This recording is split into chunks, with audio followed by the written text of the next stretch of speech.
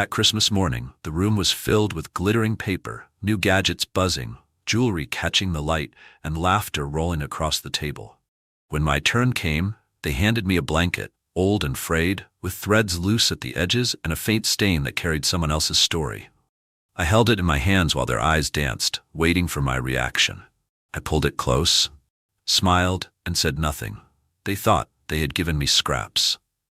What they did not know was that the very house they sat in, the roof above their heads, still answered to my name. Thank you for watching and staying with me through this story. I would love to know where you are watching from, so please drop it in the comments below. It means a lot to me to know I am not alone as I speak. My name is Clifford, I am from Arkansas, and this story comes from my own table, my own family, my own house, the one I built with years of work and sacrifice. I was born and raised in a small town where life was not easy, but we had dignity, we had respect, and those two things meant more to me than anything I could buy. I worked jobs that broke my back and calloused my hands, but I never complained, because everything I did was for the people I loved. I poured my strength into raising them, guiding them, giving them shelter, and making sure they had more than I ever dreamed of having when I was young. As the years went by, I saved every penny I could, not for myself, but to build a home that would keep them warm, safe, and secure. That house became the center of every holiday, every birthday, every memory that stitched us together as a family. Yet somehow, as time passed, the meaning of those walls and the weight of my sacrifices seemed to fade in their eyes. They stopped seeing me as the man who held everything together and started treating me as if I were just another piece of old furniture sitting quietly in the corner. On that Christmas day, while they tore through boxes with shiny ribbons and boasted about expensive perfumes and watches, I sat there with a used blanket in my lap, smiling, not because I was happy, but because I knew patience is stronger than pride. I had always believed that silence carries its own kind of power, and sometimes it speaks louder than any angry words ever could. They laughed at me, and in their laughter they revealed how far they had drifted from the values that once bound us. They did not know that behind my quiet eyes was a memory of every nail hammered into that house, every board lifted with my hands, every storm I kept them dry from, every winter I worked late nights to pay the bills. They had forgotten, but I had not. And as I sat with that blanket draped over my knees, I reminded myself that one day the truth would find its way back into the room. And when it did, there would be no need for shouting, no need for bitterness, only a simple reminder of who built the foundation they stood on. I want to take you back a little, because stories like this don't begin with one gift or one laugh. They begin years before, when a man lays down the stones of his life and hopes his family will walk on them with gratitude. My name is Clifford, and I grew up in a place where we didn't have much more than grit and faith. I learned early that nothing comes easy, and if you wanted a roof over your head, you had to work until your hands bled and your back ached. That's what I did, every day through storms and scorching summers, through winters that froze the bones. I took every job I could, built with these hands what others might have thought impossible, because I wanted my children to know security, to have a place to call home, to feel what I never did when I was small. When I finally managed to save enough, I built the house where we sat that Christmas morning. It wasn't just lumber and nails, it was years of sacrifice, missed meals, long shifts, sweat dripping into the ground as I carried beams and laid bricks. Every corner of that house carried a piece of me. I can still remember sanding the floors with care, thinking about little feet running across them, the laughter of my family filling the air, the warmth of knowing I had created something that would last beyond my own years. When I stood back and looked at that finished house for the first time, I didn't see walls and windows. I saw a promise kept. And for a while, that promise seemed to mean something. We celebrated birthdays in that house. We gathered around the table for Thanksgiving dinners. We lit the tree every December and watched the lights glow across the faces of the people I loved most. I thought those walls would always hold respect and gratitude, but time has a way of testing everything you build. Slowly, the tone of voices changed. The thank yous came less often. The eyes that once looked up to me started to look past me. It was as if the more they gained, the less they remembered who gave them their beginning. They started measuring life in shiny bags and expensive boxes, and they forgot that true worth isn't written on price tags. By the time that Christmas morning came, I already knew something was different. The warmth that used to live in their voices had cooled, replaced with a sharpness I could feel even when no words were spoken. I felt like a guest in my own house, a house I had built from nothing, a house they now treated like theirs to do with as they pleased. Still, I sat quietly, because I had learned long ago that sometimes silence protects your dignity better than arguing ever could. What they did not realize as they handed me that blanket with smirks on their faces was that silence is not surrender. Silence is patience, and patience has the power to change the course of everything. And as I wrapped myself in that worn-out fabric, I knew the story was only beginning, and that one day, the same house they took for granted would be the very lesson they could not ignore. That morning, as the wrapping paper piled up and laughter rang through the house, I noticed the little things that told me more than their words ever could. My son leaned back in his chair, boasting about the new watch he had received, holding it up to the light as if it were a crown. My daughter-in-law showed off her designer coat, running her hands across the fabric with pride, while my other children compared the latest gadgets, tapping screens, and whispering about features I had no interest in. All around me was the shine of money spent freely, while I sat with a second-hand blanket folded across my lap. They did not even try to hide the difference. They made it clear with every glance, with every careless smile, with every word that brushed me aside. I remember looking down at that blanket and tracing the frayed edges with my fingers, feeling the rough threads catch on my skin. They thought it was funny. They thought it was harmless. But to me, it carried the weight of every time I had gone without so they could have more. Every time I had worked 2 jobs so they could attend schools I could never afford for myself. Every time I had stayed up late to fix their cars, patch their roofs, or put food on their tables. In that moment, it wasn't the blanket that hurt me.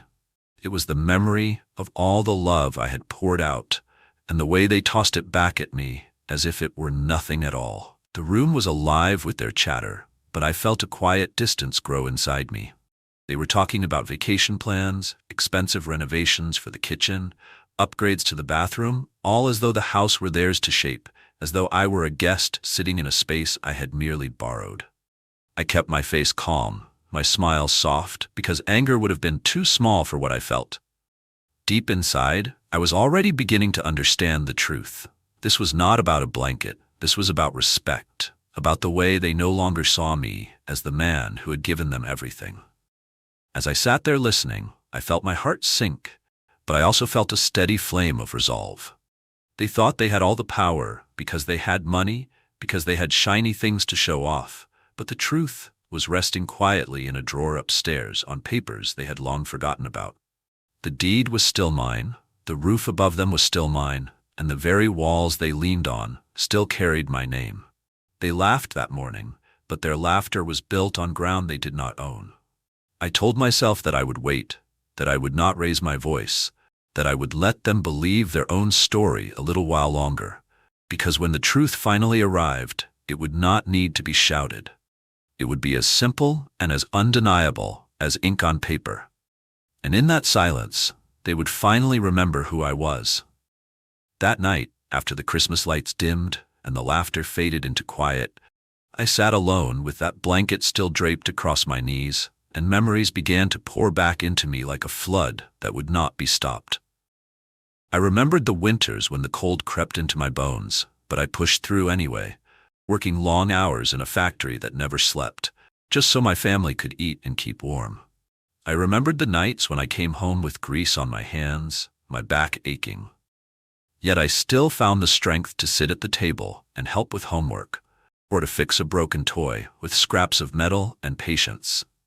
I thought of how I carried the weight of bills when money was scarce, how I went without new clothes so my children could walk to school feeling proud, how I patched my own boots with tape rather than buy a new pair because I wanted them to have more than I ever dreamed of. Every sacrifice was worth it, because I believed love would always circle back, that gratitude would be the fruit of the seeds I planted with sweat and long days. But as I stared at that worn-out blanket, I realized something painful. They had forgotten, or maybe they had chosen to forget, that behind every meal, every light that stayed on in that house, and every door that opened, there was me, standing quietly in the background, making it possible. They saw the walls, but they did not see the hands that built them. They saw the comfort, but they did not remember the hunger I endured to provide it. And so the gift they handed me that morning was more than just a blanket. It was a message. It told me that in their eyes, I was worth less than the shine of a bracelet or the glow of a new phone. It told me that the years I had poured into them were invisible now, swept away by their pride and their careless laughter. It hurt, yes, more deeply than I could ever say, but that pain also lit something in me, a reminder that silence is not the same as defeat. As I sat in that chair, the voices of the past whispered to me, the sound of hammers on wood, the scrape of shovels in the dirt, the echo of promises I made to myself when I built that house. They had forgotten those sounds, but I had not. I looked around the room and I told myself, let them laugh today. Let them count their treasures and mock my silence, because soon enough, the truth they overlook will come to them like a storm they never expected. They thought they had given me so little, but what they didn't know was that I held something far greater, not in my hands but in my name. And when the moment came, they would remember who I was, not by what I said, but by what I had built and still controlled. In the middle of all this silence and hurt, there was one pair of eyes that seemed to notice what no one else did, the eyes of my granddaughter Lily. She was young, but she carried a kind of gentleness that reminded me of her grandmother, the kind of heart that could see through a smile and know the truth hidden behind it.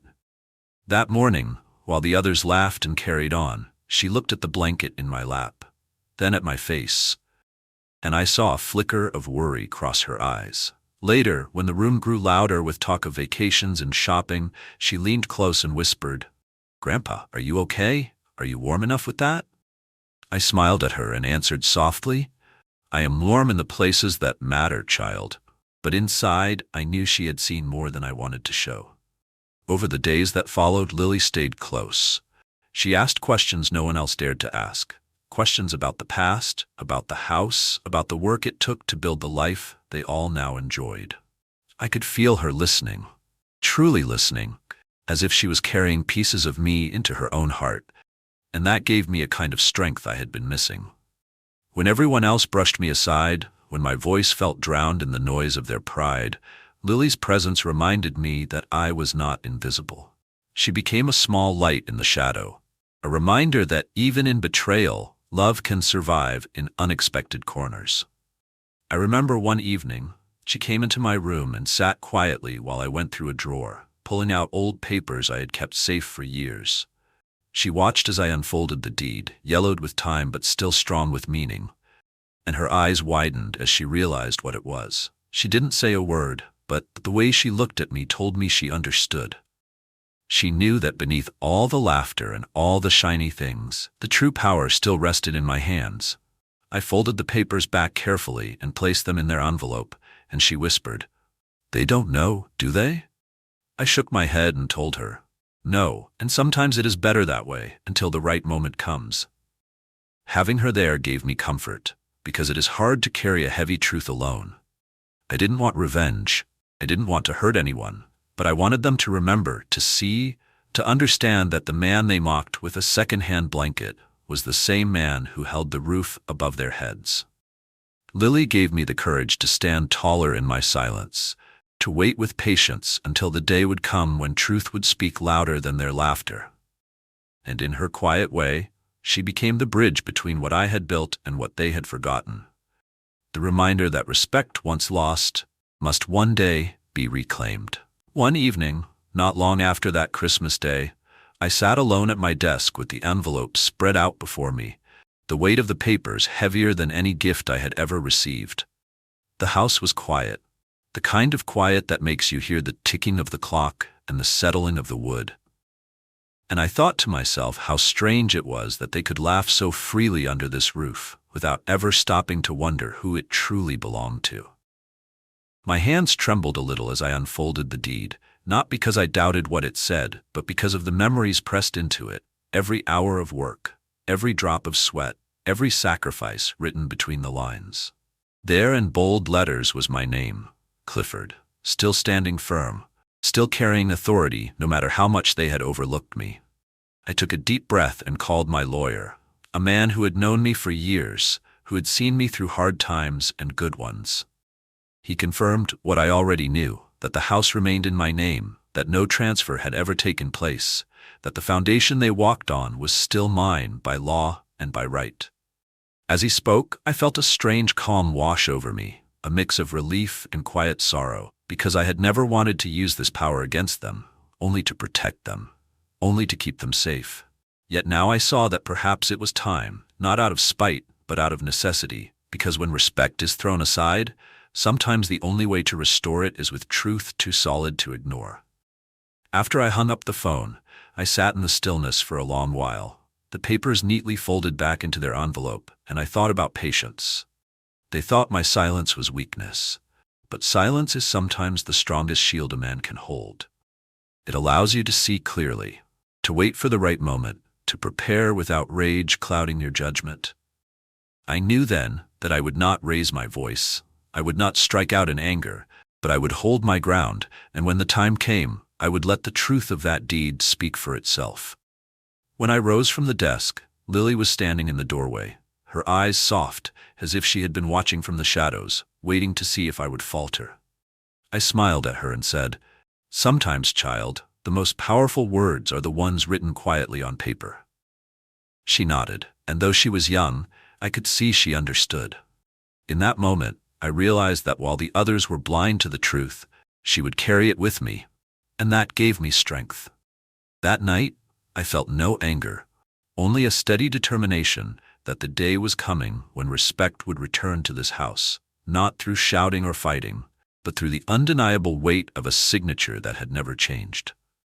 The day came sooner than I expected, when they all gathered around the dining table, not for celebration this time, but to talk about plans, big plans that they had made without so much as a word to me. They spoke about knocking down walls, about adding a new kitchen, about installing things so expensive that I could not even pronounce the names.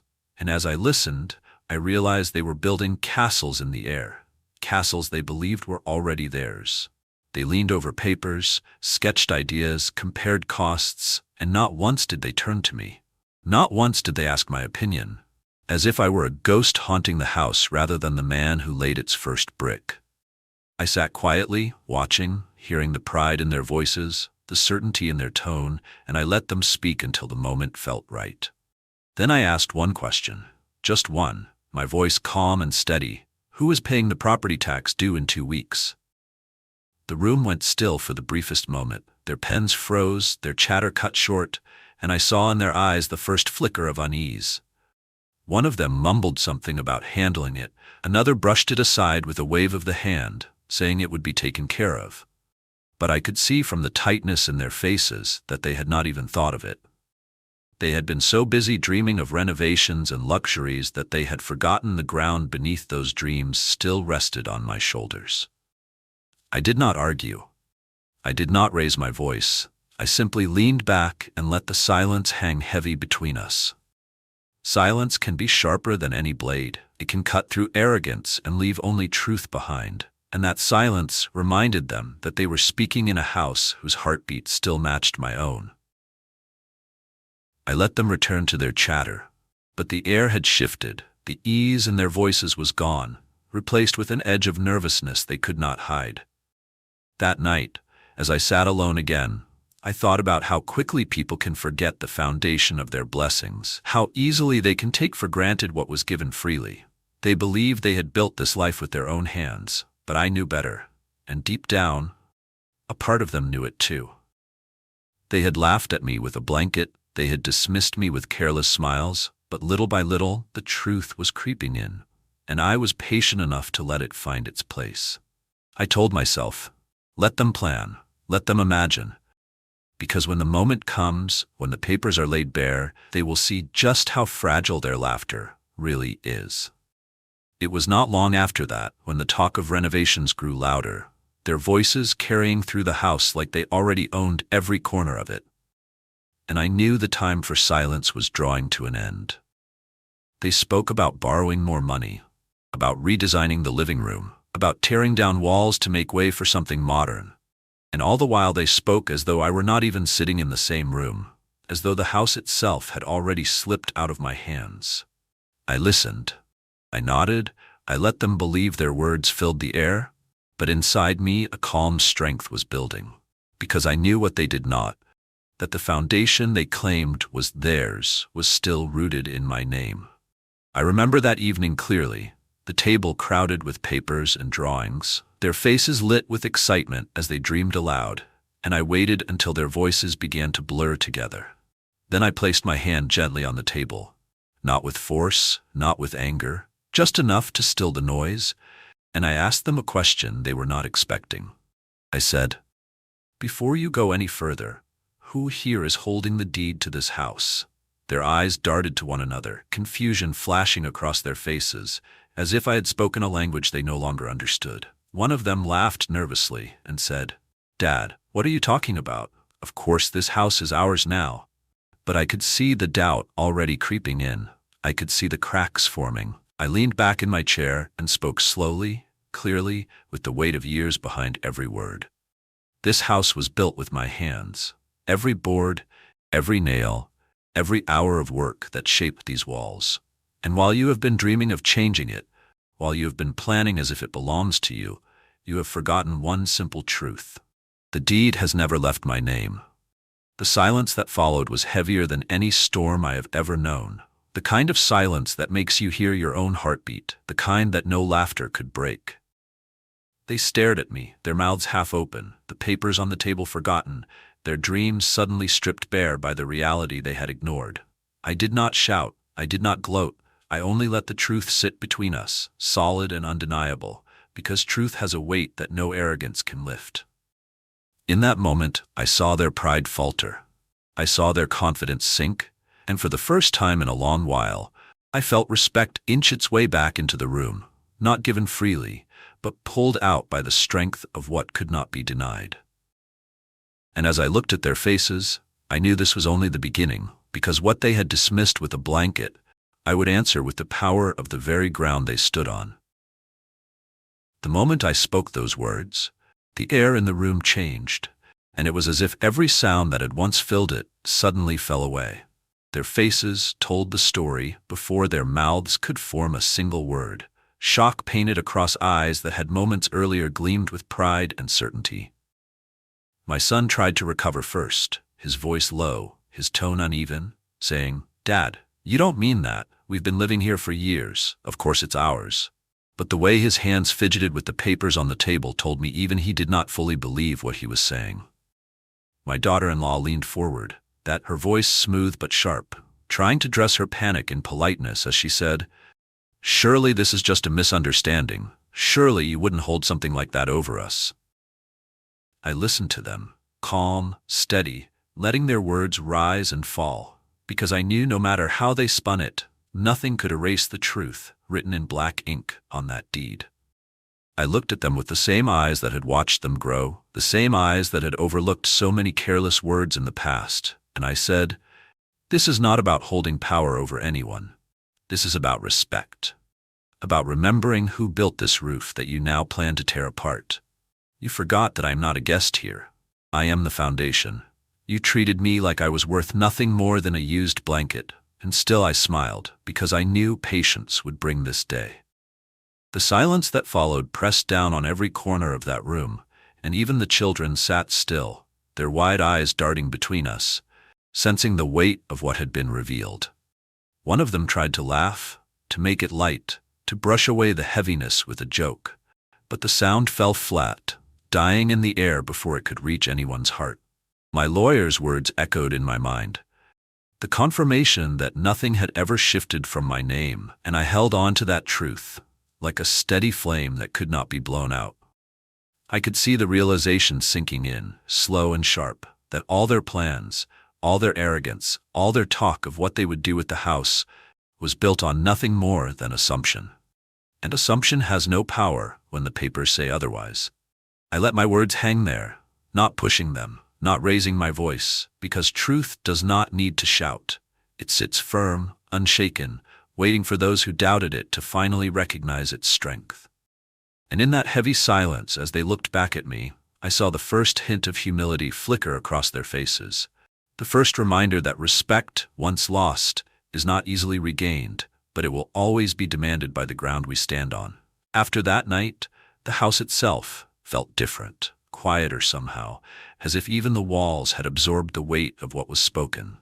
They no longer carried on so boldly about their grand plans, no longer filled the rooms with careless laughter at my expense, and though they tried to pretend nothing had changed, I could see it in their eyes, the unease that lingered every time they looked my way. I carried myself the same as always, calm, steady, keeping my routine, but inside I felt a shift, a peace that came from knowing the truth had finally been placed in the open.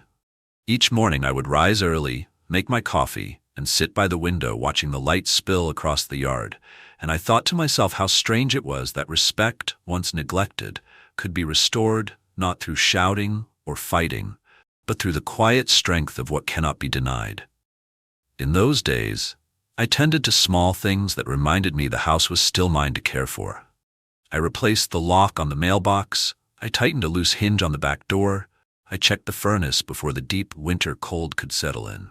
Every nail I tapped, every bolt I turned, felt like reclaiming a piece of myself that they had overlooked. Lily would often sit with me, asking gentle questions, her young voice carrying more understanding than the older ones ever gave. She told me she had never doubted that this house was mine, and she held my hand in a way that made me believe the lessons of respect and gratitude had not been completely lost to time. The others avoided the subject, but their silence betrayed them. They whispered in corners, they exchanged uneasy glances, and though they tried to carry on as if nothing had happened, the weight of the deed pressed into their minds with every passing day. They had thought me powerless, but now they knew better, and in that knowledge I saw the first flickers of restraint in the way they spoke to me, the way they hesitated before brushing me aside. It was not yet apology, it was not yet respect in full, but it was a beginning, and I accepted it quietly, because sometimes change comes not in sudden storms, but in the slow settling of dust after the ground has been shaken. I went about my days with a kind of dignity that no gift or insult could take away from me. I no longer felt the sting of the blanket, though I kept it folded neatly at the foot of my bed as a reminder, not of pain, but of the lesson it carried. It reminded me that love without respect is hollow, and that silence, when held with patience, can bring forth truths that no one can laugh away.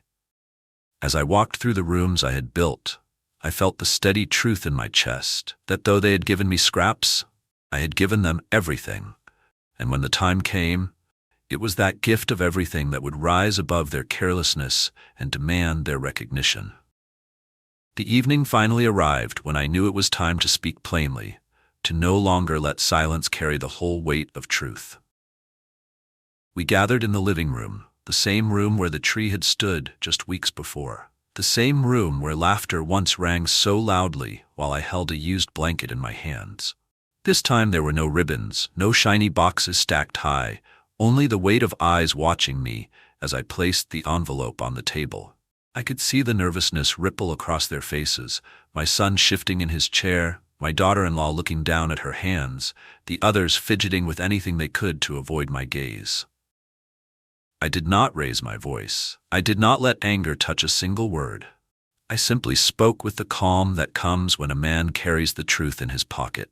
I told them that I had spent a lifetime building this home, that every corner carried a piece of me, that every sacrifice I made was stitched into its walls, and that for years I had watched them treat it like a possession they had earned, while forgetting the man who had given it to them.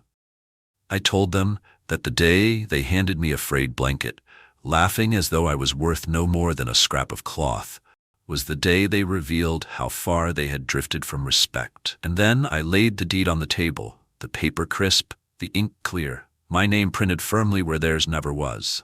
The silence that followed was heavier than anything I had ever known.